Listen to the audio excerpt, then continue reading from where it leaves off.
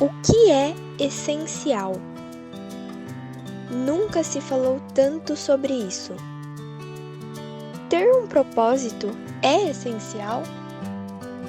E os relacionamentos são essenciais?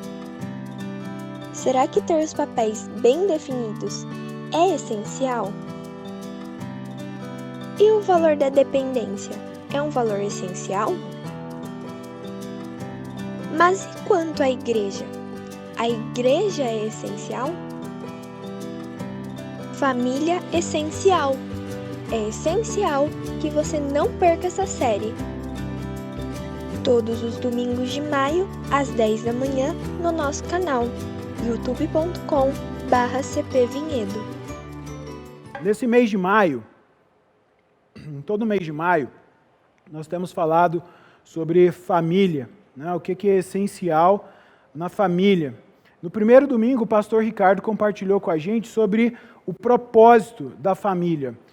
No domingo passado, o seminarista Oswaldo falou com a gente sobre a essência dos relacionamentos. Então, caso você tenha perdido alguma das mensagens dessa série, você pode ter acesso a elas no nosso canal do YouTube. Fica tudo gravado lá, você pode acessar e ser abençoado por essas mensagens.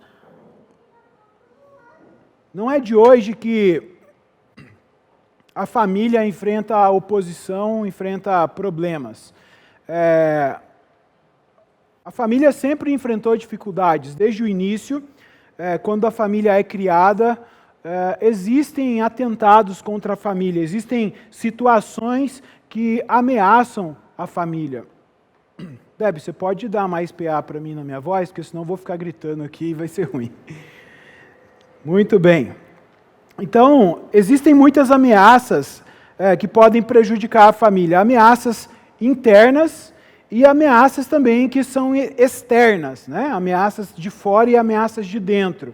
Quando eu falo de ameaças externas, eu estou falando de situações que acontecem fora da família, que tentam prejudicar a família, e aí a gente pode entender como decisões do governo, muitas vezes são tomadas que prejudicam a família. Vou citar um exemplo. Não sei se ainda vigora, mas antes na China havia uma lei em que as famílias só podiam ter um filho por família. Isso levava a que as famílias preferissem meninos. Então, o que acontecia com as meninas? Muitas vezes elas eram abandonadas e até mortas, vendidas por uma decisão, que eu não estou aqui para dizer se é certo ou errado, não vem ao caso, mas é uma decisão que leva a família a sofrer, né, em muitas situações.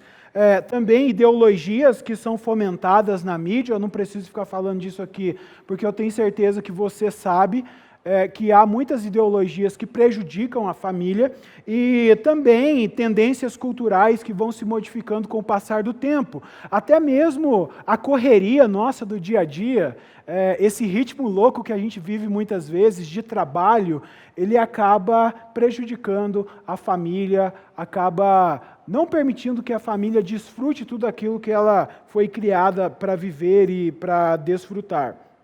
Agora, além dessas situações externas, existem também ameaças internas para a família. E aí talvez você está me ouvindo e pensando assim, poxa, mas como assim ameaças internas? Quem são essas ameaças internas? As ameaças internas para a família somos nós mesmos, eu e você. Eu e você podemos ser ameaças para as nossas famílias. E aí, eu quero que você preste bastante atenção, porque nós podemos nos tornar ameaças internas ou ameaças para a nossa família em uma situação, quando nós deixamos o pecado entrar em nossas vidas e dominar as nossas vidas. Eu vou repetir. Nós podemos nos tornar ameaças para a nossa família quando nós deixamos o pecado entrar e dominar as nossas vidas.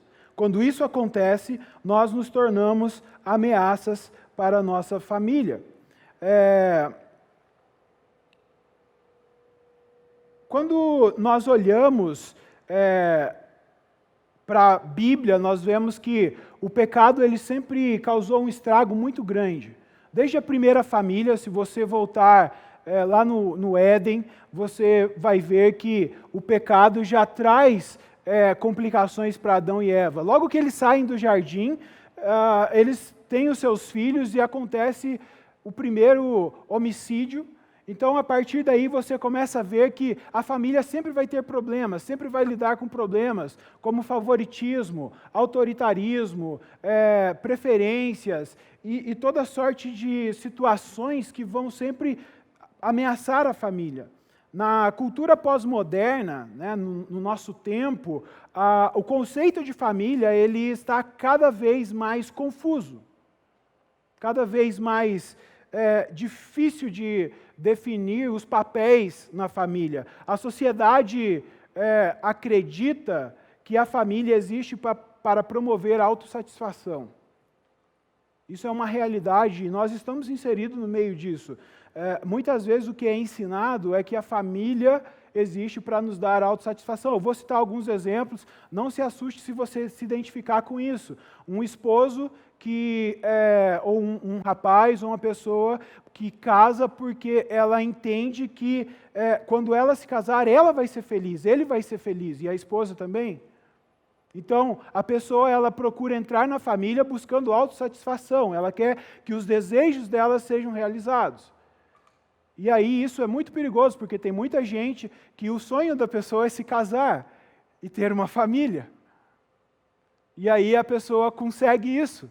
Só que se para a pessoa, família é só isso, ela vai começar a ter problemas, porque ela não vai desfrutar aquilo que realmente ela poderia desfrutar no meio familiar.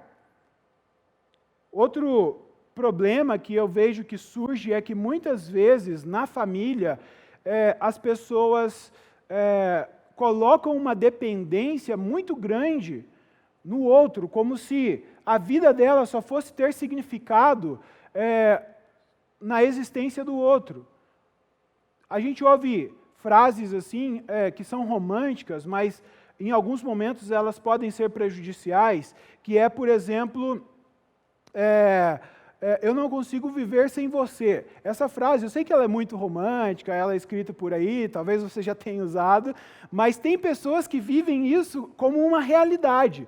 Eu não posso viver sem você para essa pessoa, é tão real que se ela perder o outro, ela se mata, ou ela tenta matar o outro, e por aí vai. E a gente vê essas barbaridades acontecendo. Porque, no fundo, existe um sentimento de que a família é o que vai gerar significado para a vida da pessoa. E não é bem por aí. Então, quando nós olhamos para a Bíblia Sagrada, nós entendemos, e o pastor Ricardo falou com isso um pouco na primeira mensagem dessa série, que a família é um lugar onde Deus busca e quer revelar a sua vontade e a sua presença, e Ele quer se fazer conhecer na família.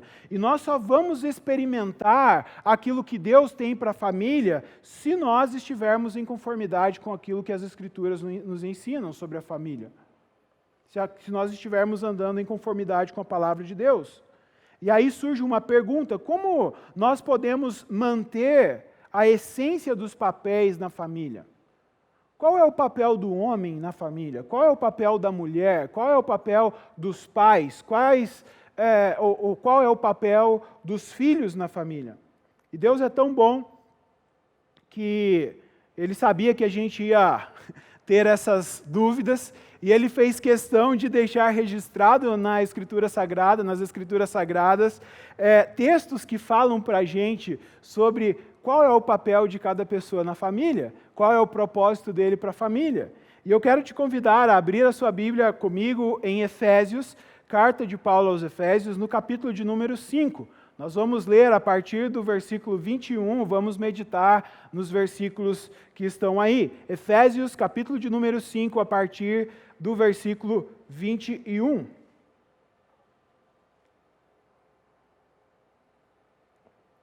Logo no primeiro versículo, no versículo 21, o apóstolo Paulo diz assim: sujeitem-se uns aos outros por temor a Cristo. Se você voltar um pouquinho antes, você vai ver que Paulo está falando sobre como nós podemos ser cheios do Espírito Santo, como nós podemos ser cheios da presença de Deus. Ele vai falar algumas coisas que não vem ao caso aqui agora, porque não é o que nós vamos falar, mas ele vai falar com cânticos espirituais, tem algumas coisas aí a ver com comunhão, e aí a última coisa que ele cita, que nós precisamos fazer para sermos cheios do Espírito Santo, é sujeitarmos uns aos outros por temor a Cristo. Talvez você nunca imaginou isso, né? Poxa, para ser uma pessoa que anda na plenitude, cheio do Espírito Santo, que ouve o Espírito Santo, que entende o que Ele quer, eu preciso me sujeitar aos outros? Como assim?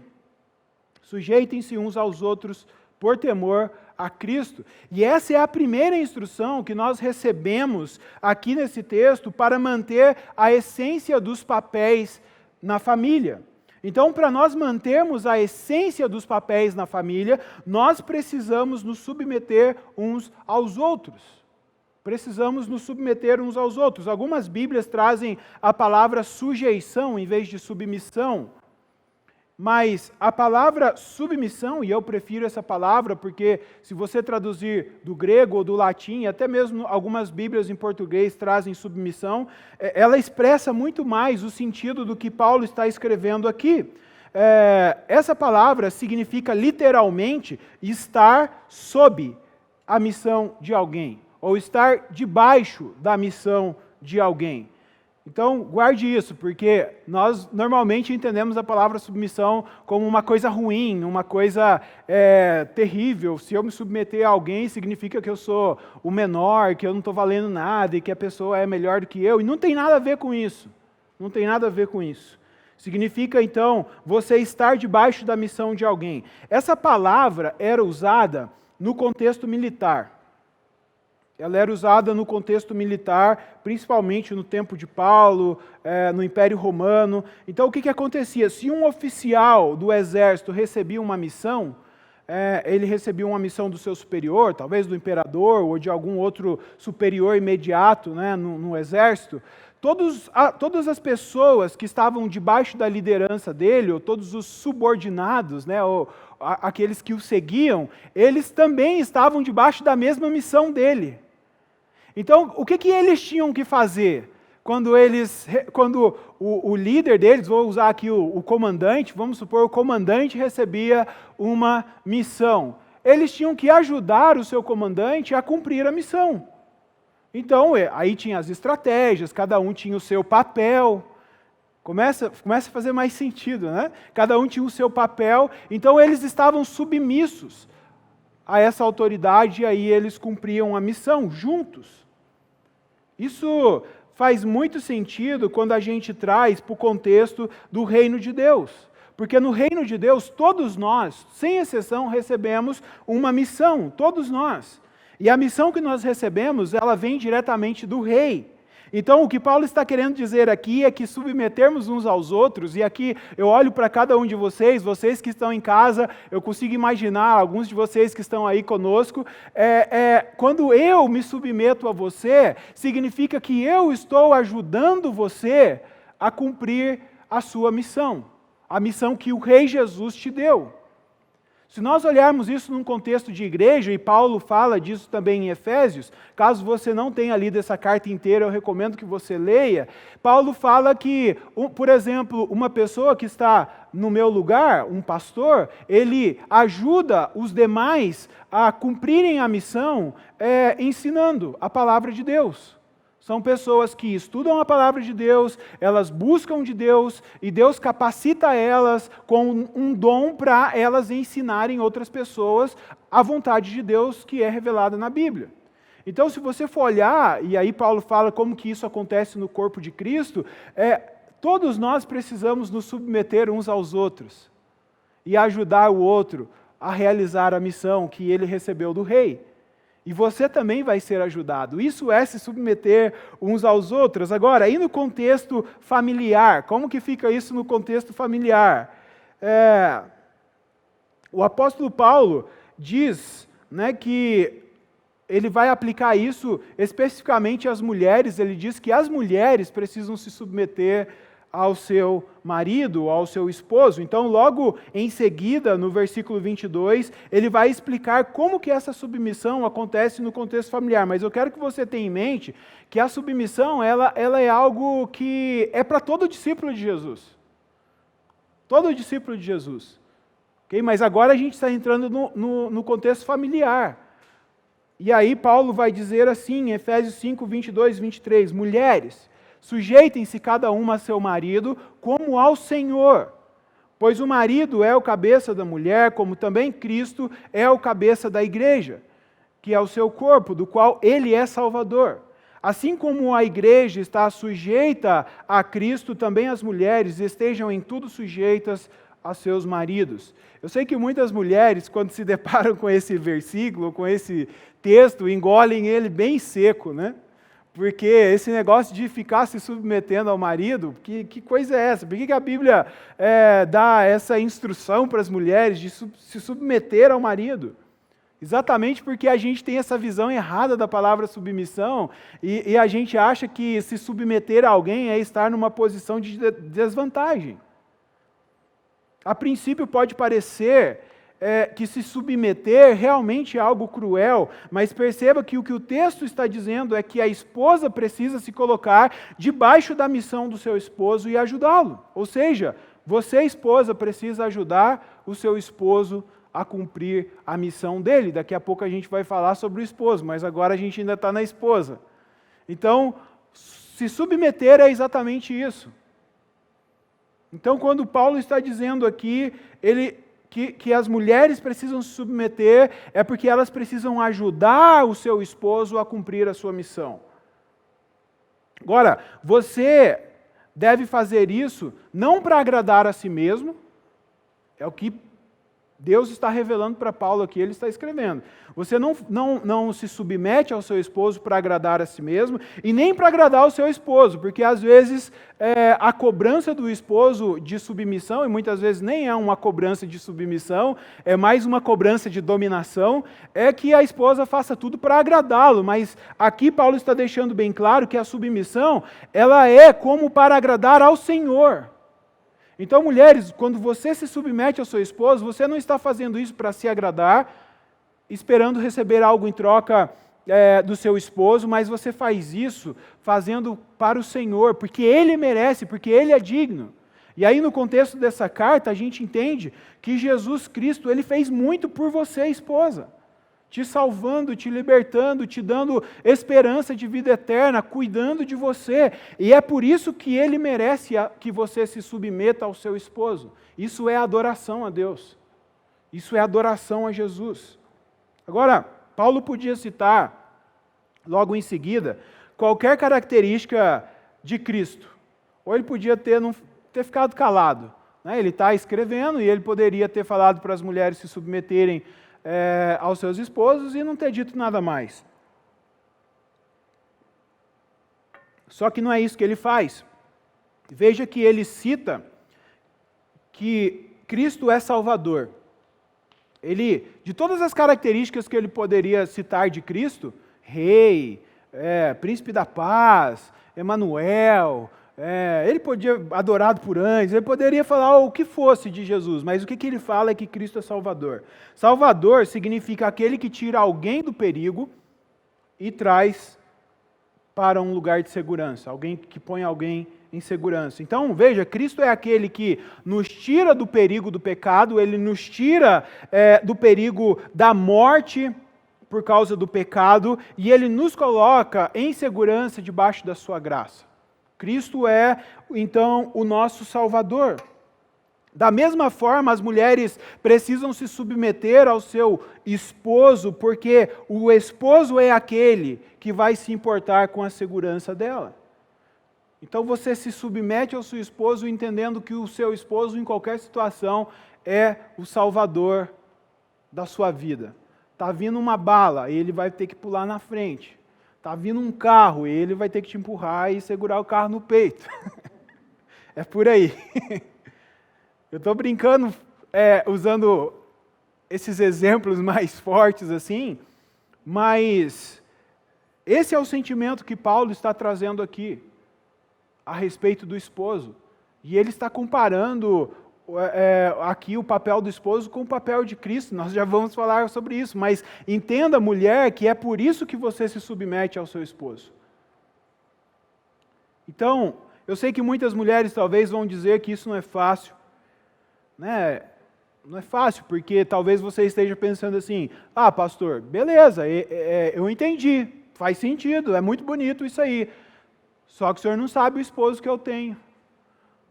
Você não está lá em casa, você não sabe como que são as coisas, né?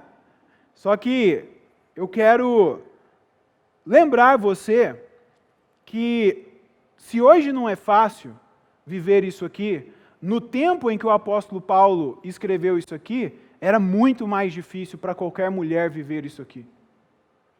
Aproximadamente 2000 anos atrás, quando Paulo escreve isso aqui, as mulheres que ouviram isso aqui pela primeira vez, porque isso é uma carta que foi enviada, e aí chegou aos presbíteros da igreja de Éfeso, e aí os presbíteros foram ler a carta de Paulo para a igreja, as mulheres estavam ali ouvindo. Essas mulheres que estavam ouvindo, elas viviam num contexto de desprezo total. Desprezo total, elas não tinham valor, elas eram mulheres que não eram amadas por seus esposos, elas eram mulheres rejeitadas pela sociedade, elas não tinham direito na sociedade, elas não desfrutavam de segurança no casamento. E eu não estou falando segurança por parte do esposo, que é amável, eu estou falando segurança por lei, porque hoje o Estado ele tenta criar algumas proteções e algumas coisas, e tem uma série de medidas aí para de alguma forma amenizar a situação de um possível divórcio, mas nesse tempo aqui não existia nada disso. Se uma mulher era abandonada por seu esposo, ela ficava à mercê. Ela não tinha nenhum recurso, ela não tinha um lugar ao qual recorrer ou alguém a quem recorrer. Tanto na cultura grega como na cultura romana, e até mesmo entre os judeus, a esposa ela não deveria ser alvo de amor do esposo. A esposa era entendida unicamente como aquela que ia providenciar herdeiros para o seu esposo, só isso. Tinha uma oração, que isso é registrado, né? Uma oração que os judeus faziam comumente, os homens judeus faziam, que Senhor, eu te agradeço por não ser um pecador, por não ser um gentio e por não ser uma mulher. Eles agradeciam por não ser uma mulher, para que você entenda qual era a situação que entre os judeus, que era um pouquinho melhor, as mulheres viviam. Os judeus, havia uma linha de interpretação rabínica, né, que dizia que o homem podia se divorciar da sua esposa por qualquer motivo que ele achasse que fosse justo. Então eu vou citar um exemplo aqui. Imagina que hoje, domingo, né, normalmente, lá em Minas, no domingo, a gente gosta de comer macarrão com frango em casa, tá? Aqui eu acho que a gente vai para o restaurante, é um pouquinho diferente. Mas interior é o macarrão com frango. E aí imagina que você vai se sentar à mesa com sua família para comer o delicioso macarrão com frango, e às vezes acompanha um arroz, um feijão também, é muito bom. E aí você encontra um fio de cabelo no seu prato, sua esposa te serviu, você encontrou um fio de cabelo. Para um judeu, isso era motivo de divórcio. Era motivo de divórcio. E aí sabe o que ele fazia? A carta de divórcio não é uma carta que ele levava no juiz, era um bilhete que ele escrevia dizendo que a mulher não era digna de ser esposa, ele só precisava da assinatura de um rabino para dispensar a esposa. Era assim. Então, se isso é difícil, se submeter hoje é difícil, talvez, para as mulheres, e eu até disse isso, que eu concordo com vocês, que em muitas situações, de fato, é difícil, imagine para essas mulheres que não tinham valor nenhum na sociedade. Então, a instrução que recebemos quanto ao papel da mulher aqui nas Escrituras ensina que a mulher precisa se colocar debaixo da missão do seu esposo e ajudá-lo na sua missão. Não por medo do esposo, não para satisfazer sua própria vontade ou por satisfação própria, mas sim para agradar o Senhor Jesus. Para agradar o Senhor Jesus. Quando nós lemos a segunda instrução que Deus dá aqui para a gente nesse texto, fica um pouco mais fácil de entender como que isso funciona na família, porque a segunda instrução que nós recebemos aqui para manter a essência dos papéis na família é que nós devemos amar com um amor sacrificial. Na família precisa existir amor sacrificial. Se precisa existir submissão, e isso é colocado como o papel da esposa, embora eu entendo que todos na família precisam se submeter uns aos outros, a segunda coisa é amor sacrificial, viver em amor sacrificial. No capítulo de número 5, no início do capítulo de número 5, no versículo 2, o apóstolo Paulo escreve assim: vivam em amor como Cristo nos amou e se entregou por nós, como oferta e sacrifício de aroma agradável a Deus. Vivam em amor como Cristo nos amou e se entregou por nós, como uma oferta e sacrifício de aroma agradável a Deus. O amor é uma das marcas de qualquer seguidor de Jesus Cristo. Jesus disse que os seus discípulos seriam identificados como discípulos por amarem uns aos outros. Então, amor é uma coisa que é característica de todo discípulo de Jesus. A orientação que a Bíblia nos dá é que nós devemos amar em todo o tempo, ou seja, nós devemos andar em amor. É como se o amor fosse uma plataforma que está debaixo dos seus pés, você está em cima dessa plataforma, e tudo que você faz na sua vida, você precisa fazer em amor. Não é só o relacionamento para com as pessoas. A instrução da Bíblia sobre o amor é que tudo que você faz, você tem que fazer em amor. Você está trabalhando, você tem que trabalhar em amor. Você está viajando, é em amor. Você, em todas as situações, tem que fazer tudo em amor. Essa é a instrução que a Bíblia nos dá. E esse amor não é qualquer amor. Esse amor precisa ter como exemplo o amor de Cristo. É o que Paulo está dizendo aqui. O amor de Cristo, o amor que levou Cristo a se entregar por nós em sacrifício de aroma agradável a Deus. Esse amor é um amor sacrificial. Quando você lê Paulo escrevendo aos Coríntios sobre amor, você vai ver que o amor não é essa coisa cor-de-rosa e quentinha e fofinha que muitas vezes a mídia tenta passar para a gente, porque o amor, ele sofre, lá fala isso, ele suporta. O amor é paciente. Então você começa a perceber que o amor de Cristo expressa bem melhor para a gente o que é de fato o amor, e não o que a mídia tem colocado para nós. Então perceba aqui que o que Paulo está dizendo é que o alvo do amor de Cristo somos nós, a igreja. O alvo do amor de Cristo, o objetivo do amor de Cristo somos nós. Mas a finalidade do amor de Cristo é Deus. É Deus. O sacrifício que Ele oferece é um aroma agradável para Deus. E isso é muito importante, porque na família, todos precisam amar uns aos outros. Até porque essa é uma ordem para todo cristão. Agora, qualquer pessoa que acha que o papel da mulher é difícil, né? Se submeter ao esposo é difícil, é porque não entendeu muito bem o que Paulo está dizendo logo a seguir sobre o papel do esposo. Porque o papel do esposo é amar a sua esposa de maneira sacrificial. Esse é o papel dos esposos na família. Amar como Cristo amou. Amar de maneira sacrificial. Talvez você possa dizer, mas o esposo está em posição de liderança. Isso é fácil, ser líder. Mas nós não podemos pensar em liderança de acordo com o padrão e o modelo desse mundo afetado pela queda.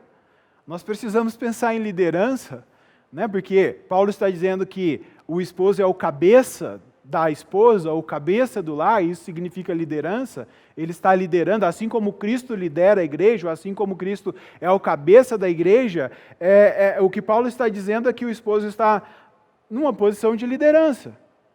Agora, como que acontece essa liderança? Eu quero te chamar a atenção para Mateus 20, 25 a 27, onde Jesus deixa bem claro o que é liderar? O que é liderar? Ele diz assim para os seus discípulos. Jesus os chamou e disse: vocês sabem que os governantes das nações as dominam, e as pessoas importantes exercem poder sobre elas. Isso é no mundo. Ele está dizendo para os discípulos, no mundo, quem é importante exerce dominação, poder, muitas vezes opressão. As pessoas importantes exercem poder sobre as outras. Não será assim entre vocês.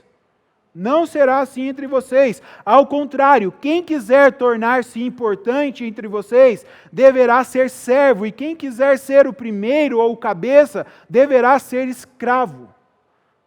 Esse é o padrão de liderança do reino de Deus. Se você foi colocado, homem, esposo, em lugar de líder, é porque você tem que servir, não porque você tem que mandar. Não porque você tem que exercer poder e dominar de maneira abusiva, não tem nada a ver com isso, é porque você tem que servir. Eu acho que isso muda bastante a visão que a gente tem sobre os papéis, não é mesmo? Porque eu vou falar uma coisa para vocês.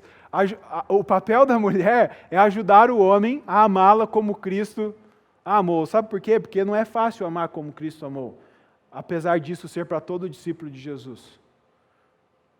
Amor sacrificial. Amor sacrificial. É um amor que não está pensando em si mesmo, mas está pensando no outro. Jesus é o maior exemplo disso para a gente.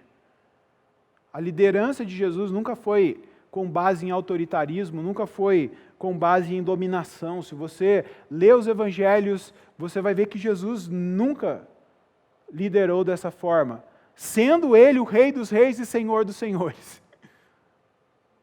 Ele nunca liderou com dominação, com imposição, com obrigação.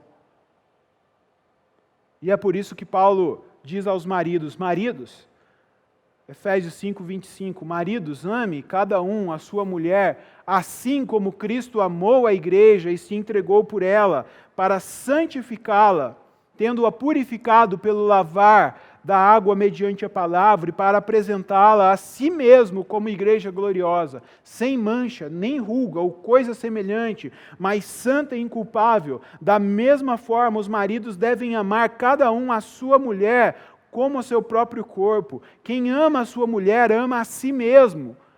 Além do mais, ninguém jamais odiou o seu próprio corpo, antes o alimenta e dele cuida, como também Cristo faz com a igreja.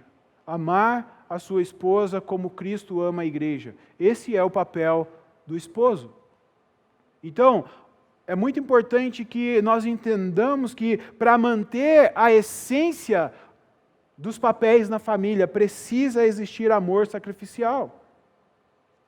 O amor de Jesus pela igreja levou ele a dar a sua vida para salvá-la. Se sacrificou. Ele amou tanto, que ele se entregou. Então esse é o papel de nós, esposos, na família. Essa é a nossa missão. Por isso que eu falei que vai fazer sentido, né? E agora faz, porque se a minha missão é amar a Anne como Cristo amou, a missão dela é me ajudar, o papel dela é me ajudar a amá-la como Cristo a ama. Isso é se submeter. Agora, o alvo do amor do esposo deve ser a sua esposa e os seus filhos. Mas ele não faz isso para ela, para satisfazer ela e agradar ela, e nem para satisfazer a si mesmo e agradar a si mesmo. Assim como Jesus fez como sacrifício agradável a Deus, nós também fazemos para Deus. Nós fazemos para Deus. Isso muda porque tira da esposa o direito de cobrar do marido, porque talvez aí em casa ou quando chegar em outro momento vai rolar aquela cutucada, você tem que se sacrificar por mim. O esposo não se sacrifica pela esposa, ele se sacrifica por Deus. É para ele que merece tudo de nós, ele que merece todo o nosso sacrifício. Mas o objetivo, o alvo do amor sacrificial é a esposa. Tem que ser a esposa. É muito interessante o que Paulo está dizendo aqui, porque ele diz que Cristo se entregou pela sua noiva, veja, a igreja, para santificá-la e para purificá-la e apresentá-la pura a si mesmo. Igreja gloriosa, sem mancha, sem ruga, santa e irrepreensível. Existe um relacionamento amoroso entre Jesus e a igreja. A igreja é a noiva de Cristo. E aí o que Paulo está dizendo é que Jesus se entregou pela sua noiva para purificá-la, Ele é o Salvador, Ele a colocou numa posição de segurança, para torná-la pura, porque no final, no casamento, no grande encontro de Jesus e a sua noiva, e quando vai acontecer as bodas finalmente, essa noiva vai ser apresentada a Ele mesmo, porque foi Ele que a purificou, Ele que a salvou, como uma esposa pura, limpa, sem mancha, inculpável. Ninguém vai poder olhar para ela, e já não pode olhar para ela e dizer assim, você é culpada disso e disso e disso. Não. Porque na cruz Jesus tomou toda a culpa da noiva sobre si. Isso que Paulo está dizendo aqui. Eu não sei como que você entende esse texto, você esposo principalmente, mas o que eu vejo aqui é que nós esposos precisamos amar tanto as nossas esposas, tanto, que diante da sociedade, de qualquer pessoa e de você mesmo, a sua esposa precisa ser vista como alguém sem culpa. Porque você toma a culpa dela. Você se responsabiliza no lugar dela. Isso no passado era comum. O homem se responsabilizava pelos erros da sua família. Se o filho errava, o culpado não era o filho, era o homem, era o esposo. Se a esposa errava, a culpada não era ela, era ele. Foi isso que Jesus fez. Ele tomou a culpa sobre si. Só que o que eu vejo hoje na sociedade, ao redor, infelizmente, muitas vezes dentro da igreja, é que tem muitos esposos que, em vez de tornar a sua esposa inculpável, ou seja, alguém sem culpa, ele mesmo começa a culpar ela por tudo. Não tem nada a ver com o que Cristo faz isso. Isso não é amor sacrificial. É muito mais fácil a gente ter a postura de Adão e colocar a culpa em Eva. A mulher que o Senhor criou, foi ela que comeu, tomou do fruto, comeu e me deu. Só que não é isso que Cristo faz. E é por isso que Ele é o Salvador. Ele toma a nossa culpa sobre Ele, o que Adão não fez, para nos salvar e nos tornar inculpáveis. Ninguém pode olhar para você e te acusar de nada. Paulo diz, usado pelo Espírito Santo, que já não há mais condenação para aqueles que estão em Cristo Jesus. É isso que Jesus fez por você, é isso que Ele fez por mim. Então, esposo, o seu papel é amar a sua esposa de maneira sacrificial. Ame-a de maneira sacrificial. E as esposas precisam se submeter, ajudar o seu esposo em sua missão. A terceira instrução que nós recebemos aqui nesse texto é que, para manter a essência dos papéis na família, nós precisamos cultivar a honra. Veja comigo o versículo de número 1 a 4 do capítulo 6. Efésios 6, do versículo 1 ao 4, diz assim: filhos, obedeçam os seus pais no Senhor. Então, Paulo falou para o esposo, Paulo falou para as esposas, agora Paulo vai falar para os filhos. Então, você que é filho, filha, não importa a sua idade, preste muita atenção nisso. Filhos, obedeçam os seus pais no Senhor, pois isso é justo. Honra o teu pai e a tua mãe. Esse é o primeiro mandamento com promessa, para que tudo te corra bem e tenhas longa vida sobre a terra. Isso é para os filhos. A seguir, ele vai falar para os pais. Então, você que é pai, mãe, preste atenção. Pais, não irritem os seus filhos ou não despertem a ira dos seus filhos. Antes, criem-nos segundo a instrução e o conselho do Senhor. Os pais estão achando que é pouquinho o que está sendo falado aqui para vocês. Espera só um pouquinho que a gente vai chegar lá. Primeiro a gente vai falar dos filhos. Honrar. Os filhos devem honrar os pais. Honrar significa atribuir o devido valor a alguém. de forma bem simples. Então, se você honra alguém, você está reconhecendo o valor dessa pessoa. Você não só está reconhecendo, como você está atribuindo, você está se comportando diante dessa pessoa, você se comporta com essa pessoa de acordo com o valor que ela tem, porque você reconhece que ela tem valor. No tempo de Jesus e no tempo do apóstolo Paulo, havia a compreensão entre os judeus, e também isso era comum na cultura romana e grega, de que a honra a qualquer autoridade começava dentro de casa, ela começava no lar, com uma criança que honrava os seus pais. Então, uma criança que honrava os seus pais, ela honraria as outras autoridades. Mas uma criança que não honrava o seu pai e a sua mãe, dificilmente ela seria uma criança que honraria qualquer outra autoridade fora de casa. É por isso que Paulo expressa essa honra com a palavra obediência. E ele diz, ele orienta os filhos a obedecerem os seus pais. Vou contar uma coisa para vocês que aconteceu enquanto eu morava no Peru com os meus pais. Meu pai sempre conta isso, não foi eu que vi, foi ele que viu e contou isso em casa para a gente. Ele foi no médico, num consultório médico, e tinha uma fila para ser atendido ali pelo médico. E aí, ele falou que em determinado momento, entrou uma senhora já idosa, que estava andando até com um pouco de dificuldade. Ela entrou e ela foi direto para o consultório do médico. Ela não bateu nem na porta, ela abriu e entrou.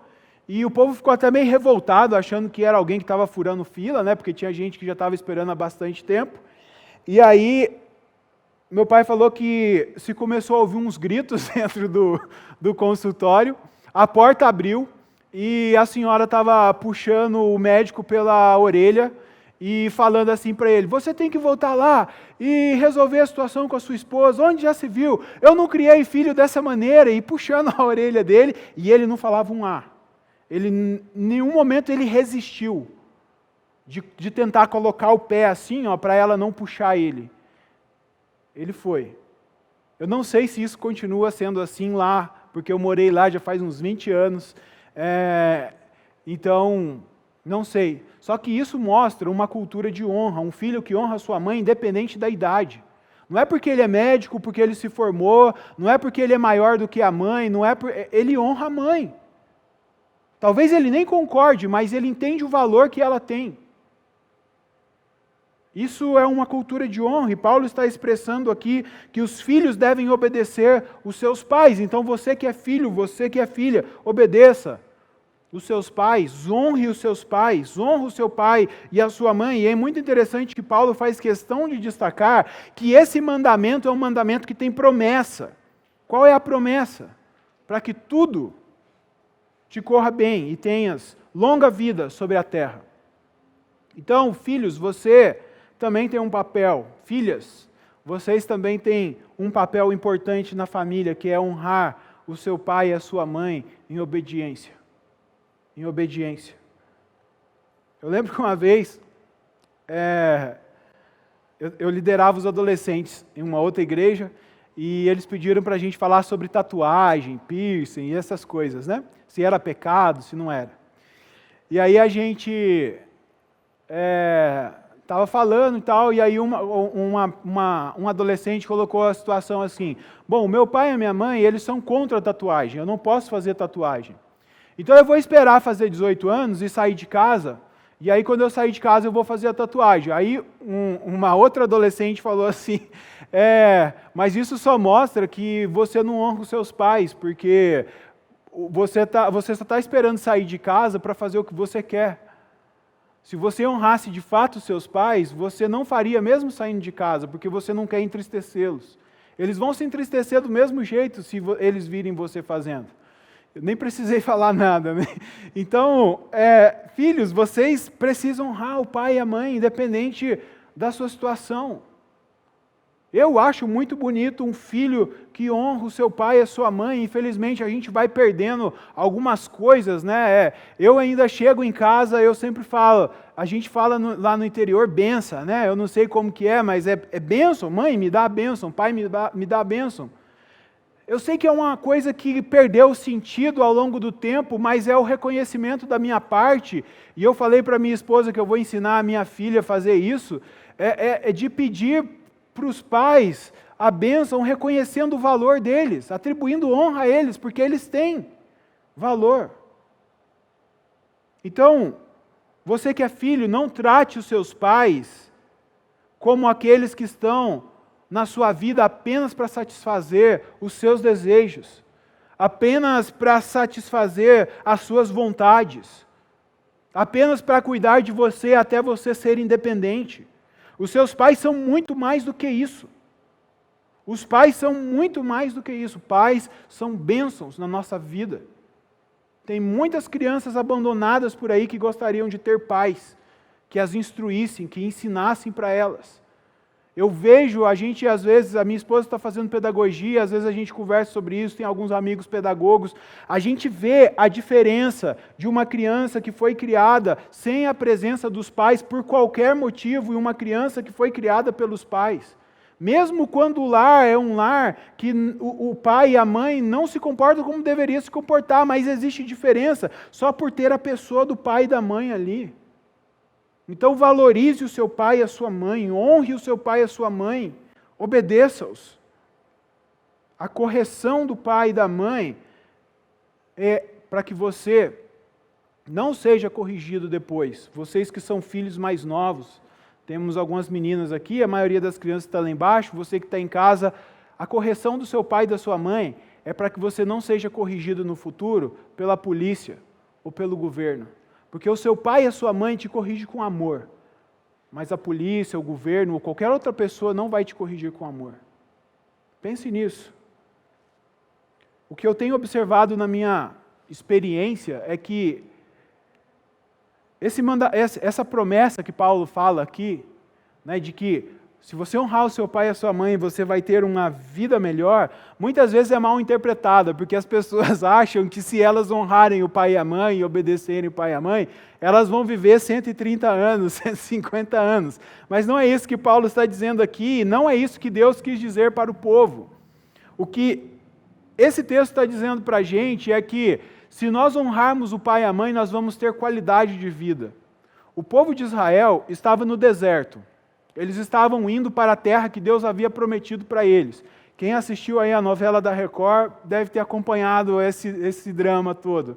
Eu e minha esposa estamos lendo o Êxodo juntos, a gente está nessa parte. Então eles estão no deserto. Êxodo 20, Deus dá para eles alguns mandamentos. Deus não chega e dá um monte de ordem para eles porque Ele é Deus e Ele quer fazer isso. Deus propõe para eles uma aliança e fala, se vocês quiserem ser o meu povo e me seguir, eu vou abençoar vocês. Vocês serão, dentre toda a criação, o meu povo exclusivo. Vocês serão meus, a minha joia preciosa. Eu vou amar vocês, eu vou abençoar vocês e eu vou usar vocês para restaurar todo mundo. Essa é a proposta que Deus faz para eles. Beleza?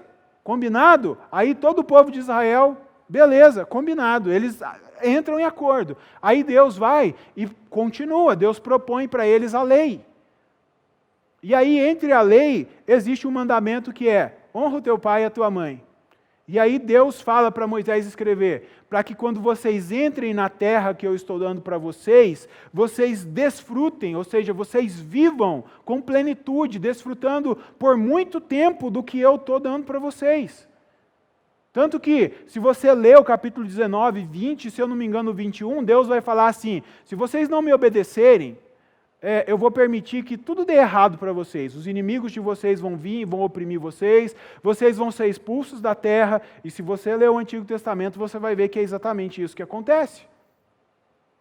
Perceba que todo israelita era filho de alguém, então todo israelita tinha que honrar o seu pai e sua mãe. Era um dos mandamentos. Trazendo para os nossos dias, eu entendo que vida aqui tem a ver com qualidade de vida, até porque não adianta você viver muito, mas a sua vida ser um inferno. Então, vida aqui tem a ver com qualidade de vida. Então, filhos, se você quer viver, filha, se você quer viver com qualidade de vida, honre o seu pai e a sua mãe. Honre os seus pais. Não obedeça apenas por egoísmo. pensando em você mesmo, mas obedeça por amor e por consideração. Agora, indo para o final, na cultura da honra tem uma coisa muito interessante, e isso tem a ver com os pais. Quem está na posição de autoridade, alguém que recebe honra, precisa ser exemplo. Precisa ser exemplo. Eu vou repetir. Na cultura da honra, quem está em posição de autoridade e é honrado precisa ser exemplo. Na cultura judaica, alguém só podia ensinar alguma coisa ou instruir alguém se ele fosse exemplo daquilo. Então, não importava se ele sabia, se ele conhecia muito bem, não importava se ele era capaz de escrever um tratado sobre aquilo, importava se ele era capaz de pôr aquilo em prática e ser exemplo daquilo para outras pessoas. É por isso que Tiago vai dizer, o apóstolo Tiago vai dizer que nós precisamos ser pessoas que praticam a palavra. Jesus também vai enfatizar isso, que não adianta a gente só ouvir, a gente tem que praticar, a gente tem que viver. Isso faz muito sentido porque os filhos, e aí quem é pai, eu estou sendo pai agora, minha filha ainda está sendo gestada, ela está ainda na barriga da minha esposa, mas eu já me considero um pai muito que ama muito, então eu não posso falar muito porque eu ainda não criei, né, a minha filha, e eu espero ter mais filhos depois, mas quem já criou filho sabe que os filhos fazem muito mais o que você faz do que o que você manda eles fazerem. Os filhos fazem muito mais o que eles veem você fazendo do que o que você ordena eles fazerem. Isso faz muito sentido. Então, o que o apóstolo Paulo diz aqui para os pais é que eles não devem provocar a ira dos seus filhos e não devem irritar os seus filhos. O teólogo e comentarista William Hendrickson é um grande teólogo, ele lista algumas formas com que os pais podem provocar a ira dos filhos e numa melhor tradução que ele sugere provocar os filhos aqui é fazer com que o filho viva uma cultura de amargura, uma vida de amargura, ou uma cultura de ira. É isso que nós devemos entender como provocar o filho. E aí ele lista 6 coisas, ele diz assim, excesso de proteção devido a medo excessivo de que algo ruim aconteça com seus filhos. Traduzindo, pais superprotetores porque tem medo que aconteça algo com o filho. Isso por si só já é pecado, porque demonstra falta de confiança de que é Deus que guarda o filho e não você, porque a Bíblia diz que os filhos são herança do Senhor, eles pertencem a Deus. Antes de pertencerem a nós, os filhos pertencem a Deus, Deus que trouxe eles ao mundo. E olha que a vida é um verdadeiro milagre, nascer nesse mundo não é fácil. Então quem nasce aqui é porque realmente Deus queria que nascesse, pertence a Ele antes de tudo. Segunda coisa, favoritismo, preferindo um filho mais do que outro. Isso gera cultura de ira e de amargura nos filhos. A gente vê casos assim na Bíblia Sagrada, de Jacó e Esaú, e na família de Jacó também, José, que era preferido. Deus fez ali, como a gente viu na semana passada com Oswaldo, algo maravilhoso, mas a gente não pode menosprezar o fato de que favoritismo na família traz problemas. Desestímulo ou desencorajamento, isso acontece demais. Em vez de motivar os filhos, os pais acabam desmotivando os filhos por motivos muitas vezes egoístas e de insegurança, sem procurar entender qual é a vontade de Deus para os filhos. O filho chega e fala assim, pai, eu decidi o que eu quero fazer na minha vida. Eu decidi que eu vou ser músico, eu vou tocar violão igual o pastor David. Aí você já fala assim, nossa, eu queria que esse menino fosse um médico, um engenheiro, um advogado, alguma coisa assim.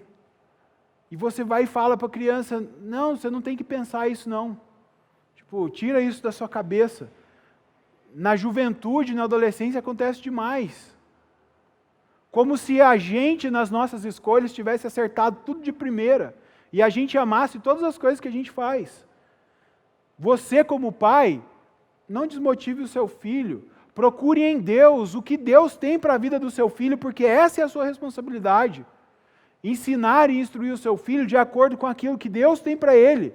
E se é isso que Deus tem para ele? E se Deus quer usá-lo? Meu pai não queria que eu fosse pastor. Ele não queria que eu fosse pastor de jeito nenhum. Ele é pastor também, tá?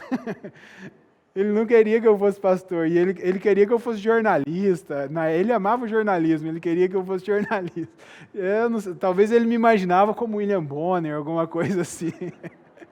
Aí um dia eu cheguei, eu mandei mensagem para ele e falei assim, pai, eu tinha, na época eu devia ter 20 e poucos anos, eu falei assim, pai, ele estava na Inglaterra e eu estava em Belo Horizonte. Eu falei assim, pai, eu me inscrevi no seminário, vou estudar teologia. Eu senti o chamado de Deus muito forte na minha vida e é isso que eu quero fazer.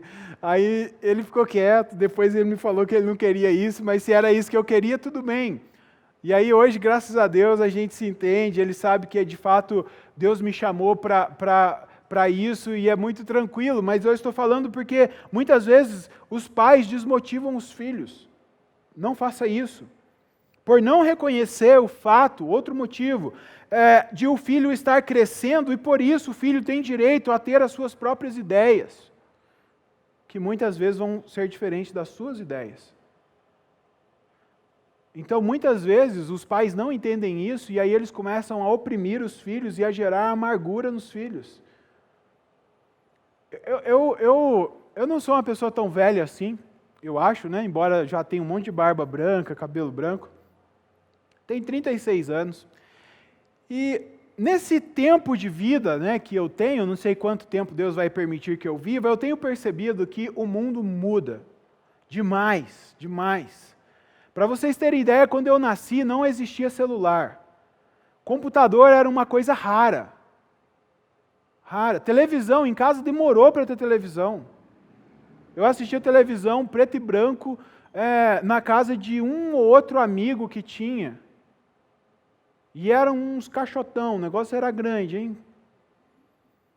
Então, internet, meu Deus, ninguém fazia ideia, talvez algum cientista da NASA e do Pentágono fazia ideia do que era internet, mas com certeza não tinha nada a ver com o que é hoje. Culto online, meu Deus, ninguém nem imaginava a possibilidade disso. Rádio era sucesso, minha mãe ouvia rádio o dia inteirinho. O mundo muda e é normal que o seu filho pense diferente de você. Agora, o que você precisa entender é que o que ele não pode perder de vista é aquilo que Deus tem para ele, aquilo que as Escrituras ensinam. Eu acho bonito ver, muitas vezes, os filhos evoluindo e muitas vezes até ensinando os pais a usar um celular, a fazer uma coisa no computador, a acessar uma rede social. É assim, a vida é assim. Então, não entenda isso de maneira errada ao ponto de oprimir o seu filho. Seja um amigo, seja aí é onde entra a submissão. Se você entender que você precisa ser submisso ao seu filho, você vai entender que você, como pai, tem o papel de ajudar o seu filho na missão dele, de te obedecer. Então não torne a obediência para o seu filho difícil demais, porque já é difícil algumas vezes, e às vezes a gente torna ainda mais difícil, por negligência. Outro motivo, nem preciso falar muito. E sexto, uso de palavras ásperas e crueldade física direta. Eu vou falar para vocês o que eu penso sobre isso, talvez alguns não vão concordar, mas a palavra de Deus diz que os filhos precisam ser corrigidos com a vara. Não é com o cinto, nem com o chinelo e nem com a mão, é com a vara. Mas também não diz que é para espancar a criança e arrancar sangue dela. E nem que é para corrigir com raiva. O uso de palavras ásperas não tem nenhum lugar na Bíblia que apoia isso. Xingar o filho, humilhar o filho com as palavras, se impor com palavras, abusando de autoridade. Não tem nenhum lugar que aprova isso na Bíblia. Todas essas coisas geram cultura de ira e amargura no filho. Então, pais, o que vocês precisam fazer é criar os seus filhos segundo a instrução do Senhor. Você precisa seguir o conselho do Senhor. E isso quer dizer que se você vai ensinar para o seu filho que ele precisa ser uma boa pessoa, você precisa ser um exemplo de boa pessoa para ele. Você precisa ser a primeira pessoa a dar exemplo daquilo que você está ensinando para o seu filho. O seu filho precisa ver em você um exemplo daquilo que está sendo ensinado para ele. Isso é discipulado. E olha só, quando a gente fala de discipulado, a gente acha que discipulado é entrar dentro de uma sala e estudar um livrinho. Isso não tem nada a ver com discipulado, tá? Você que é pai e você que é mãe, eu quero falar uma coisa para você. Discipulado não é uma opção. Tá? Discipulado não é uma opção. Você está discipulando o seu filho querendo ou não. A grande pergunta é, o que o seu discipulado está ensinando para o seu filho? Porque Deus criou a família, Ele criou um ambiente de discipulado. Talvez ninguém nunca te contou isso, mas você é um discipulador do seu filho. Você, esposo, é um discipulador da sua esposa. Então, não é uma opção. A pergunta é, o que você está ensinando com o seu discipulado? O que o seu filho está aprendendo através da sua vida? O seu discipulado está ensinando o seu filho o caminho do Senhor, está ensinando os conselhos do Senhor, a andar aqui, a se portar de acordo com a vontade de Deus, a conhecer mais a Deus, a buscar mais a Deus, a depender mais de Deus, ou você está ensinando com o seu discipulado que o seu filho tem que fazer a própria vontade, o que dá na telha, que ele tem que fazer o que agrada a si mesmo, porque se é isso que você faz, é isso que o seu filho está aprendendo. E aí, muitos pais querem que os seus filhos amem a Deus. Isso é bem duro, né? Mas eles não são um exemplo de pessoas que amam a Deus. Muitos pais exigem respeito dos seus filhos, mas eles não são exemplos de respeito para os seus filhos. Muitos pais querem que os seus filhos amem a igreja, né? Nossa, meu filho podia tanto ir mais na igreja, ele podia tanto participar ali dos jovens, dos adolescentes, mas você é a primeira pessoa que ele ouve falando mal da igreja e até mesmo do pastor. Eu sei que tem gente que fala mal de mim, do pastor Ricardo, não é novidade para a gente, tá? A gente lida de boa com isso. A nossa identidade está muito firme em Jesus e nós somos chamados para ser fiéis a Ele. Nós amamos vocês, mas eu sei que nem todo mundo ama a gente. Mas se o seu filho vê você fazendo isso, é isso que ele vai fazer. Não espere que ele ame a igreja se você não ama a igreja. Não adianta você chegar para o líder dos jovens, dos adolescentes, para o pastor e para ninguém e falar assim, pelo amor de Deus, ajuda o meu filho a amar mais a Deus e ir na igreja. Ele não vai fazer isso porque você não faz. Seja exemplo. Ele nunca vai pegar uma Bíblia e desejar ler. Aliás, milagres acontecem, então esse nunca... Tá? Tem exceção, porque Deus pode operar uma obra maravilhosa, mas via de regra, o seu filho não vai amar a Bíblia se ele não vê você lendo a Bíblia. Se ele não vê você orando. Muitas vezes eu dobro os meus joelhos de manhã lá em casa para orar, sabe por quê? Porque eu vi o meu pai dobrando o joelho de manhã para orar. Eu oro pela minha filha que está no ventre ainda, porque eu vi o meu pai e a minha mãe orando pelos meus irmãos quando eles estavam no ventre. Isso é discipulado, é o que você imita. Chega uma hora que tudo que foi falado na sua cabeça, você esquece. Você lembra do que as pessoas fizeram com você e por você. Na hora que você tem que tomar decisões, você não vai lá ficar pensando, o que me falaram lá na 5ª série, na escolinha dominical. Você vai fazer o que você viu a pessoa fazendo, isso é discipulado. É por isso que é preocupante, às vezes, quando os filhos passam mais tempo fora de casa e distante dos pais, com outras pessoas que não têm temor a Deus, porque os filhos estão sendo discipulados por essas pessoas. O que eles estão aprendendo com essas pessoas? É uma realidade para a gente que os nossos filhos são discipulados pelos professores. Não é só pelo ensino, é pelo exemplo. É pelo exemplo. Agora, eu quero terminar dizendo o seguinte.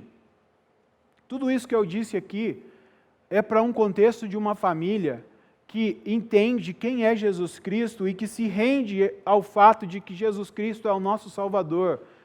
Ele é o nosso Senhor, Ele nos comprou, Ele nos lavou e nos redimiu. Uma família que entende que viver para Deus é a melhor coisa. Então, se você não Talvez tudo isso que eu falei é loucura para você, você não se rendeu a Jesus, você acha que se submeter ao seu esposo é loucura, amar sua esposa de maneira sacrificial não faz sentido, e esse negócio de cultura da honra não tem nada a ver, é porque você precisa entregar a sua vida a Jesus e se render a Ele. É só quando a gente se entrega de fato a Jesus que isso faz sentido, porque Ele dá exemplo de tudo isso para a gente. Ele é o maior exemplo o tempo todo de submissão ao Pai, de amor sacrificial, de honra. Ele é o maior exemplo. Então, viva a sua vida baseada na vida de Jesus, tendo Jesus como seu exemplo. Uma vida de submissão, de amor sacrificial e honra. Só é possível porque o Espírito Santo habita dentro de nós. Porque Jesus fez questão de, quando subiu aos céus, enviar o Espírito Santo para morar dentro de mim e dentro de você. E nos capacitar para viver isso. Nos capacitar para viver isso. Então, antes de tudo, dependa de Deus. E aí você vai ver que essas coisas vão começar a fluir de você. Tente imaginar a sua família sendo um exemplo para a sociedade. Tente imaginar, você que está na sua casa, a sua família sendo um exemplo para os seus amigos, colegas de trabalho. Sabe, quando a pessoa chega e fala assim, cara, minha família está um caos, o bicho está pegando lá com a minha mulher, a gente brigou feio essa semana. Você vai falar assim, poxa, cara, faz tanto tempo que eu não sei o que é brigar com a minha mulher. E você, mas como assim? Porque então, eu aprendi um negócio lá na Bíblia, lá, que eu entendi, sabe, como que é a família, o meu papel de amor. Ela também entendeu o papel dela de submissão. Poxa, eu quero isso. Arranca um eu quero isso, sabe, eu quero viver isso das pessoas que estão à sua volta. E isso é possível, isso é possível. A sua família ser um exemplo de submissão, de amor e de honra, porque é isso que Deus tem para a sua família, é isso que Deus tem para você. Eu quero te convidar a curvar sua cabeça nesse momento. Eu sei que essa palavra, ela nem é algo tão fácil de digerir assim. A gente precisa parar, orar, se colocar diante de Deus, mas eu quero te convidar a fazer isso agora. Quero convidar o pessoal da música a vir aqui à frente, enquanto nós oramos. Talvez você tenha identificado na sua vida que você não está vivendo isso, que não tem sido assim. Você esposa, você esposo, talvez os seus motivos tenham sido egoístas, talvez você tenha sido negligente como pai, como mãe, talvez você que é filho, filha, não tenha obedecido seus pais como deveria. Se coloque diante do Senhor, peça perdão. Deus, eu sei que o Senhor criou a família e que a família é um projeto do Senhor. A família é um projeto do Senhor, um projeto lindo. E quando a família vive aquilo que está na Tua palavra, o Senhor se manifesta, o Senhor se faz presente. Todas as promessas que o Senhor fez para a família, elas se cumprem. O que eu quero pedir a Deus por mim e por cada pessoa que está aqui nessa manhã, por cada pessoa que está conectada conosco na sua casa agora, de cabeça curvada, de olhos fechados, se rendendo diante do Senhor, é que o Teu Espírito Santo flua de nós cada vez mais, ó Deus. Que a Tua presença flua de nós cada vez mais, porque por nós mesmos, sozinhos, nós não conseguimos viver isso. Mas com o Teu poder e com a Tua graça, nós conseguimos viver dessa maneira. Então eu quero pedir, ó Deus, que nesse momento o Senhor quebrante corações. Que no nome de Jesus, Pai, o Senhor quebrante corações. Em nome de Jesus, que pecados agora sejam completamente perdoados e desfeitos em nome de Jesus. barreiras, ó Deus, que têm se levantado, inimigos que têm se levantado contra as famílias, ó Deus, sejam desfeitos agora em nome de Jesus. Em nome de Jesus. Gera mais amor, gera mais dependência, gera mais honra nas famílias, Pai. Em nome de Jesus, ó Deus, que toda barreira, Pai, que toda fortaleza que tem se levantado contra as famílias, caia por terra em nome de Jesus agora. Contrição e quebrantamento, ó Deus, humildade, em nome de Jesus, que isso seja abundante no nosso coração, no nosso meio, que as nossas famílias sejam um exemplo para a sociedade, ó Deus, exemplo de amor, em nome de Jesus, exemplo de honra, de submissão, ó Deus, em nome de Jesus, Pai. Amém, Senhor. Amém, Senhor.